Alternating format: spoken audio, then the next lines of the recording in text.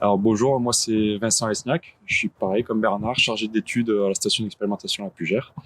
Et moi j'ai la partie, on va dire, conduite de verger, pomme, les suivis des essais système, les modes de conduite, les porte-greffes, les variétés, et dans une moindre mesure les essais de diversification.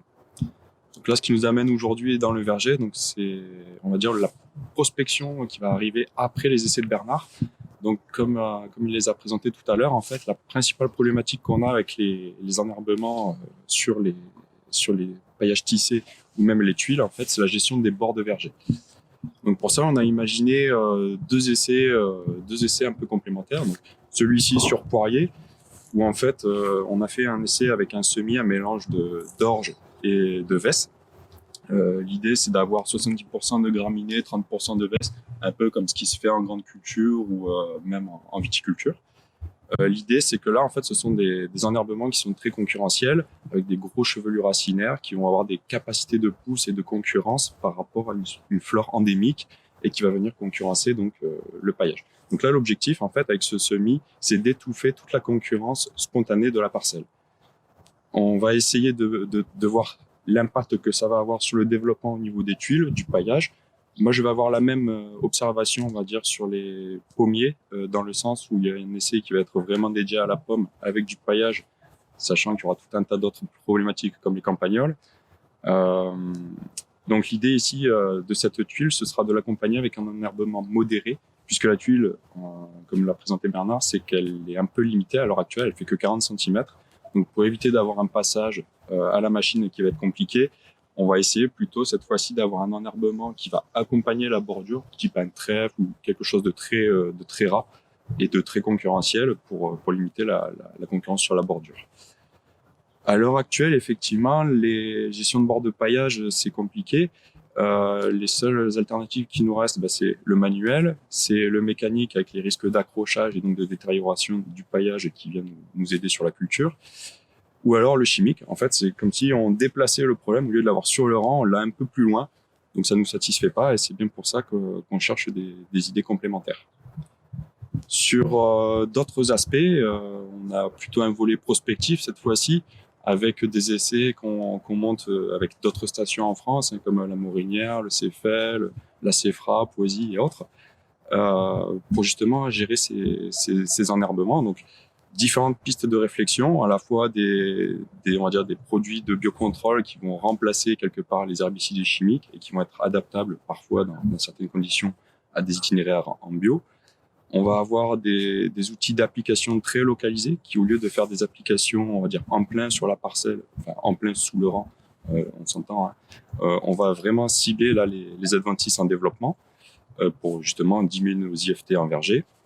On va essayer également des choses comme de la robotique avec différents aspects. Là, au niveau robotique, en arboriculture, on est un peu les parents pauvres, dans le sens où il n'y a pas vraiment de robots développés pour nos vergers, nos contraintes. À savoir que c'est plutôt développé en viticulture, parce qu'il y a quand même un petit peu plus de moyens. L'idée, en fait, c'est d'utiliser des robots donc, qui ont déjà un développement en viticulture et de les adapter dans nos conditions. Donc nous, notre problématique là-dessus, ça va être les espacements entre les arbres, les espacements interrangs, des difficultés de guidage de ces robots, alors que ce soit du GPS, de l'infrarouge ou même on va dire du lidar, pour qu'ils se guident et qu'ils ne viennent pas détruire nos plantations. En fait, pourquoi cette réflexion? C'est surtout dans le contexte des jeunes vergers. En fait, les jeunes vergers, on a de moins en moins de matières actives homologuées. Et le souci, c'est que tout se joue sur l'installation. Donc là, on a la chance, nous, d'être dans des sols qui sont assez riches, assez poussants. Et si on gère suffisamment bien cet enherbement, on n'a pas trop de concurrence sur l'arbre. Néanmoins, dans des contextes plus compliqués, avec des pentes ou de l'enrochement, enfin des pierres apparentes, ça devient tout de suite plus compliqué de venir faire un chimique, de venir faire un mécanique. Et donc, ces alternatives sont les bienvenues. Nos objectifs à travers ces essais-là, en fait, c'est de caractériser le comportement de l'arbre, le coût du déploiement de l'alternative, parce que c'est bien beau d'avoir quelque chose qui fonctionne, mais si ça coûte un bras, personne n'ira sur cette optique. On essaye d'évaluer aussi la durabilité. Ça, c'est une des problématiques sur lesquelles on va se pencher au niveau des paillages. C'est l'aspect dégradation des microparticules. Il faut savoir que si les paillages, on n'arrive pas à les retraiter au niveau des filières de reconditionnement des plastiques, parce qu'on n'arrive pas à les enlever, ils sont trop délités après un certain nombre d'années, on va se retrouver avec du plastique dans le sol. Et qu'est-ce que ça implique au niveau justement de cette réserve, on n'en a aucune idée. Donc là, on va essayer justement de faire des études sur les prélèvements de ces microplastiques, à la fois au niveau de l'eau d'aspersion, au niveau des microparticules qu'on va retrouver dans les sols, voir un petit peu si les paillages classiques plastiques sont plus problématiques peut-être que les biodégradables, avec des microparticules qui sont peut-être encore plus compliquées à gérer sur le long terme. Dans les pistes encore prospectées, il y aura tout ce qui est question d'eau chaude sous forme de vapeur ou de pression, et également le désherbage électrique. Alors pour ce qui est de la gouttelette d'eau chaude ou de la vapeur, ce sont des choses qu'on a étudiées en 2017, 2018, 2019 ici sur site. On a eu des bons résultats, on va dire, en termes de défanant, ça fonctionnait plutôt pas mal. Néanmoins, ça n'a pas de rémanence suffisante pour permettre une adaptation sur un cycle arbo, dans le sens où il va falloir passer une dizaine ou une douzaine de fois sur la culture. Donc beaucoup d'interventions, des rejets de CO2 forcément qui deviennent excessifs. Et on va dire pour le producteur, des chantiers qui deviennent ingérables. C'est-à-dire qu'ils doivent passer toutes les semaines dans leur verger juste pour entretenir 20 hectares, quoi.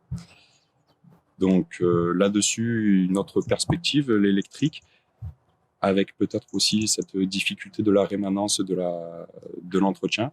Donc ça, ce sera des essais qui vont être conduits plutôt cette fois-ci sur Poisy-la-Morinière. Et on va essayer de voir aussi si on n'a pas de sélection d'enherbement un peu concurrentiel, comme des chiadans ou autres, qu'on arriverait à gérer peut-être avec la mécanique. Sachant que bien évidemment, comme tout en agriculture, c'est plutôt les associations qui font qu'on arrive à avoir des bonnes gestions.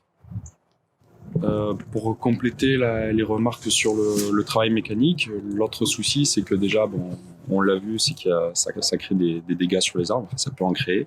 Ça nécessite une main-d'œuvre qualifiée du coup pour réaliser ces interventions, éviter justement les plaies sur les arbres avec les risques de chancre ou de maladies comme le feu bactérien. On va avoir des problèmes également d'accès à la main-d'œuvre. La main-d'œuvre spécialisée ne court pas les rues, et le problème, c'est si on la met à faire de plus en plus d'interventions sur la gestion des enherbements, malheureusement, elle n'est pas dédiée à d'autres tâches qui sont importantes en verger. Et donc, plus on aura d'interventions sur ces travaux mécaniques, malheureusement, plus on aura de rejet de CO2. De mémoire, je crois qu'on est entre 3 et 4 fois plus gourmand en énergie que sur un désherbage chimique. Alors c'est vrai que dans le cadre des essais qu'on avait conduits avec l'eau chaude, on a comparé à la fois du chimique, du mécanique, et donc forcément l'eau chaude. Là en fait on a fait des cinétiques sur les populations entre le printemps, l'été. On a pu avoir des réponses assez intéressantes. Alors encore une fois, on est dans un contexte particulier, méditerranéen, on a des sols qui sont plutôt riches en eau en début de printemps, on a de l'irrigation qui est fractionnée, qui facilite la pousse dans les vergers. Donc les observations donnent de très bons résultats forcément sur le chimique avec les meilleures rémanences sur le cycle, à peu près un mois d'efficacité. Sur le mécanique, suivant la technique employée, donc que ce soit une herbanette ou une fraise qui vient travailler le sol de manière superficielle, on a des tendances qui sont différentes. Donc le travail du sol, même superficiel, va permettre une élimination plus nette, on va dire, de la flore adventice, avec environ 15 jours de délai avant des repousses un peu concurrentielles pour les arbres. Sur une herbanette, on sera avec un travail, donc du coup, cette fois-ci plutôt de fauche, de fléau. Donc du coup, des repousses, enfin un système racinaire qui n'est pas concurrencé par cette pratique, et donc des repousses plus régulières en verger. On est plutôt là sur un ordre de gestion d'une semaine, sachant qu'on peut le tolérer en verger sur des vergers adultes. Sur des vergers en implantation, ce sera surveillé de manière un peu plus stricte.